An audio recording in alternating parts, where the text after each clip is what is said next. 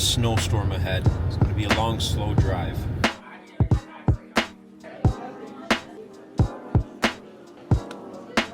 Arugula.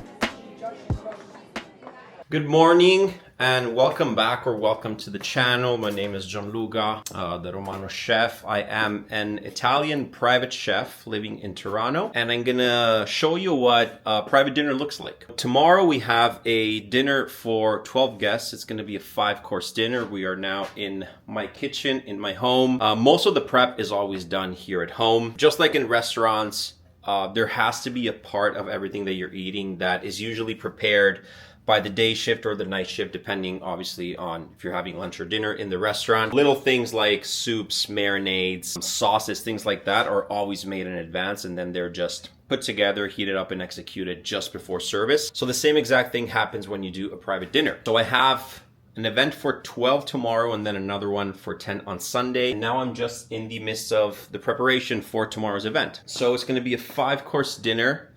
We are serving 12 guests. As said, it's going to start with a selection of canapés. The first official course is going to be a tomato and bread salad called Panzanella. Pasta alla matriciana with nduja. I did the video for it a couple months ago on Instagram, if I'm not mistaken. Client saw it, asked me if I could make it for them. So we're gonna prepare that. Beef tenderloin and tiramisu as a dessert. Tomorrow we're gonna go to the event and you guys are gonna be with me the whole time. The grocery shopping for the events was done between yesterday and today. There are a couple of things that I'm gonna buy tomorrow as well. I live in a beautiful area here in the city and we have a farmer's market every Saturday, so whenever I can, I try to get some herbs, some spices, maybe some veggies there as well. Another super important thing I want to talk about regarding private dinners is the crucial importance, at least for me, of lists. This is something that I do for when I have to shop, when I have to prep, and when I go to the event itself. So I always bring with myself 2 pieces of paper. One, I'm just gonna hide the information of the client. One is the menu with all the details, all the allergies, what's going on. Especially when there are allergies, there are intolerances. The last thing you want to do is serve bread to a celiac or cream to a dairy-free client. So I always make sure that everything is nice and noted. And then my favorite of lists. This is for my grocery shopping. I shop at different stores depending on what I need. This means that sometimes it can take me up to 4 or 5 hours to shop for an event, but I go to different places because I know that certain places have a certain ingredient of the quality that I want. I've obviously been doing this for some time in the city, so I kind of like mentally already visualize my route, where I'm gonna go, what I'm gonna get. And this is something that I'm gonna use also when I go to the event. So just to make sure that I have everything I need, everything's in the cooler.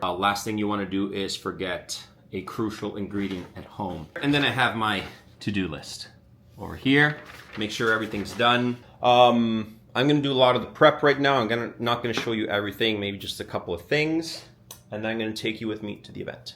Making the tiramisu. Eggs have been whipping inside the mixer with some hot syrup, makes them safe to eat. I'm gonna be I'm gonna be marinating the steaks in a little bit of thyme, a little bit of garlic, some herbs in general. Sauces is definitely a thing that I always want to prep in advance. So this is the nduja amatriciana sauce. So I just seared some nduja, added some guanciale in it as well, because obviously guanciale is the main meat for amatriciana. And then tomorrow I'm gonna sear some more guanciale. I'm gonna sweat some more guanciale, get it nice and crispy. And once the pasta is nice and emulsified, nice and mixed with the sauce, some pecorino, and some of that crispy guanciale on top. Of all the things that I'm preparing for the event, this is without a doubt the more complicated and annoying one to make, just because it's a very long process. So this is the potato pavé. Layers and layers and layers of very thinly sliced potatoes. They are layered into a container, depending on how many people you have, obviously. In between each layer, a not very generous amount of Parmigiano Reggiano. I do it for 2 reasons. 1, flavor, and 2, since I pan sear this and I do not deep fry it, it's gonna hold everything in place. We're going to bake this. We're gonna put it on the board, and when we cut it into individual little portions, you're gonna see all those beautiful, beautiful, beautiful layers. Now this goes in the oven, 3 hours at 260. We're gonna let it completely cool down. We're gonna press it, put it in the fridge, And then tomorrow, just before service, I sear it, and I'm gonna have it ready for service. It is now 6:30. We've been at it since 7:30 this morning, between the shopping, the prep, and everything. It is a special occasion tonight, so I'm going out to have a nice meal. And I will see you guys tomorrow, and I'll show you what the event looks like. Ciao. Now for today's event, let me get my little thing over here. For the canapés, nothing here. We're gonna make a cantaloupe brunoise and cook the mushrooms, and clean the pomegranate. These are the sourdough croutons that we're gonna serve with the panzanella. We gotta roast the red onion. Tiramisu, I already made the lady fingers. When you make tiramisu, you typically use store-bought lady fingers, which I find incredibly boring. So I like to make my own, and this is what they look like. There you go. These are very soft, and this allows me to make the tiramisu on the spot in front of the client. Typically, tiramisu has to soak overnight because the lady fingers have to soak up all the coffee, but by making them homemade and by making them nice and soft, the coffee's absorbed in like 3 minutes. Less, literally like 30 seconds. So this we have ready, and then I gotta make the espresso.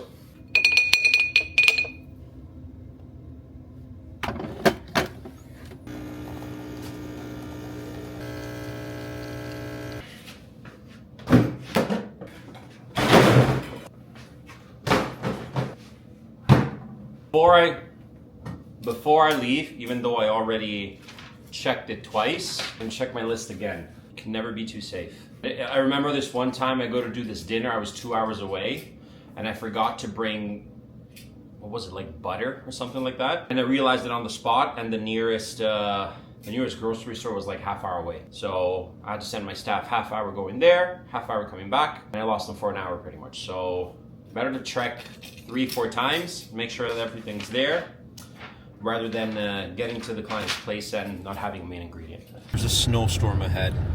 It's gonna be a long, slow drive. How fun, eh?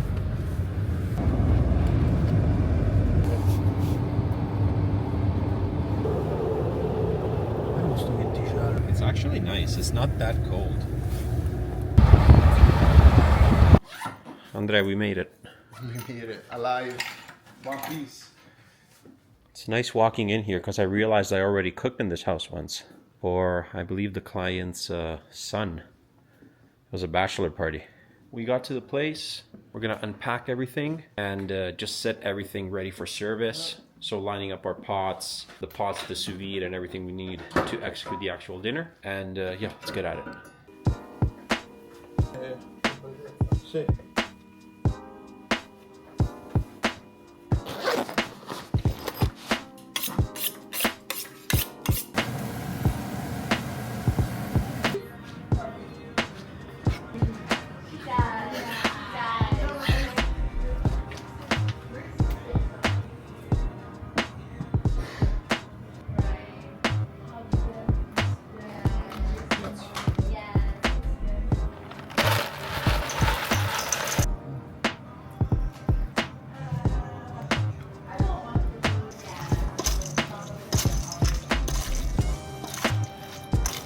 Is a twist to the Roman dish. Yeah. And I can see this. It's transforming all the sides.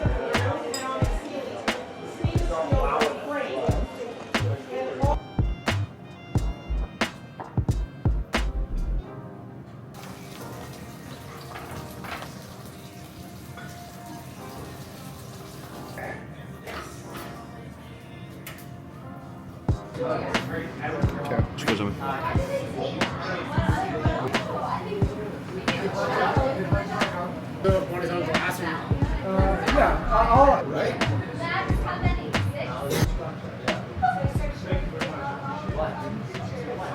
Okay, so we have oyster mushrooms, pomegranate, and lime.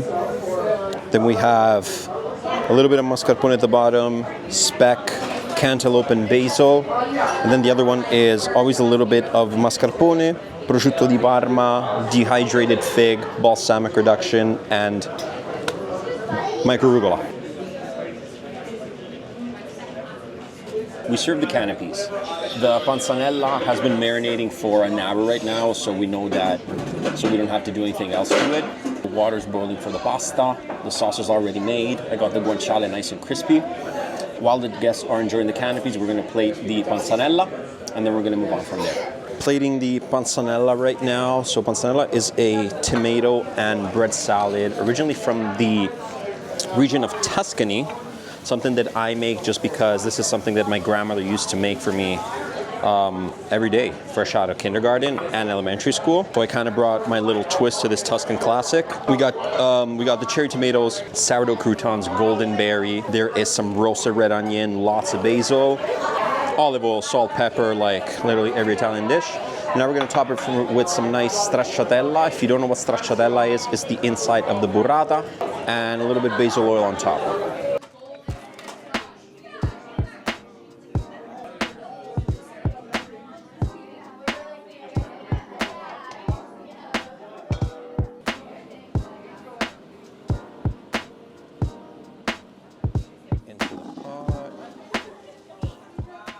Yeah, this is the leftover fat from the rendered guanciale. We obviously don't want to waste anything, so that goes all in there. Piame il sugo, per favore, va. So the sauce was made yesterday, and I just keep it in the bag and put it in the sous vide. That way, just put the whole thing, man. The way I see it, there always has to be almost more sauce than pasta. Pecorino.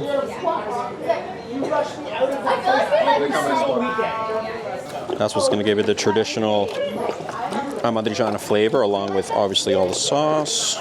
More black pepper. Pecorino. Guanciale, pecorino, bebe, vai. Pecorino, bebe, vai. Via. So pasta served. The tenderloins were blooded, so we just took them out of the sous vide, shocked them in cold water, and we're just resting them, removing all of the excess blood. The potatoes are already seared, the mushrooms are already seared. We're just gonna have to heat up the pecorino cream and serve.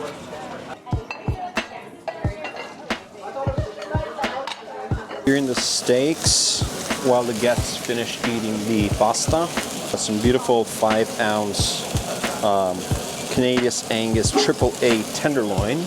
While I am searing the meat, Andrea he's just putting the mushrooms on top of the potatoes. That's just gonna make it easier for us to plate it after that.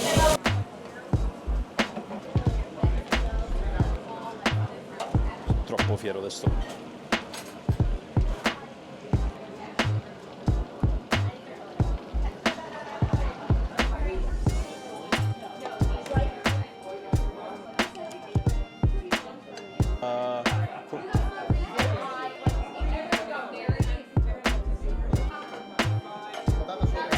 Sì.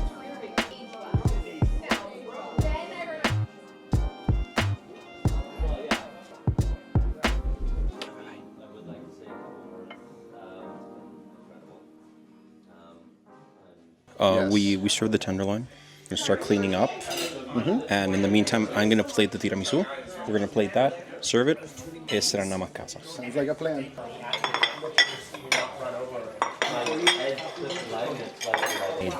In-house, as you can see, and that allows me to dip them in coffee just a little bit before service. It's a nice show. It always gets the guests curious of what's going on, and in my opinion, it just tastes 10 times better.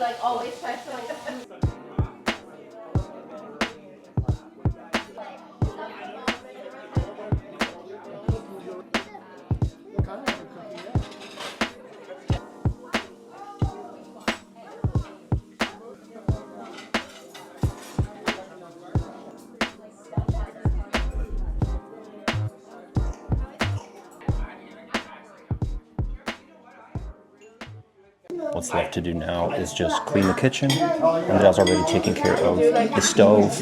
Most of the dishes are already washed and clean. Make sure this place is left impeccable, nice and clean. It's time to go home. Thank you guys for watching. Subscribe to the Romano Chef for more private chef videos. Have a good night.